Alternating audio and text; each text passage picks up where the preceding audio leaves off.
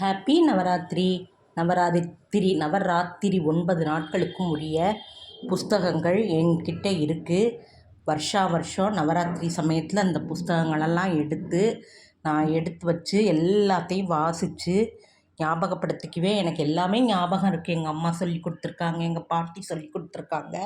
இருந்தாலும் சில புஸ்தகங்களை நான் முக்கியமாக பொக்கிஷமாக வச்சுருந்து நான் எப்பொழுதும் பார்த்துக்குவேன். முக்கியமாக லலிதா சகஸ்ரநாமம் புஸ்தகம் வச்சுக்கணும். ஏன்னா நம்ம நவராத்திரி 9 நாட்களும் லலிதா சகஸ்ரநாமம் சொல்லணும். அடுத்து 9 நாட்களுக்கும் செய்ய வேண்டிய சுண்டல், இனிப்புகள், புட்டு வகைகள்லாம் இதில் இருக்குது. இதையும் பார்த்து சொல்லணும். இதில் நவராத்திரி சிவராத்திரின்னு கதை இருக்குது, நல்லாயிருக்கும் படிக்கிறதுக்கு. துர்க்கை துதி பாடல்கள், ஸ்ரீ மகாலட்சுமி வழிபாடு, 3 தேவியரின் முத்தான 30 செய்திகள் இந்த புஸ்தகத்தில் இருக்குது.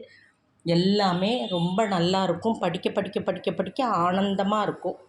ஹாப்பி நவராத்திரி.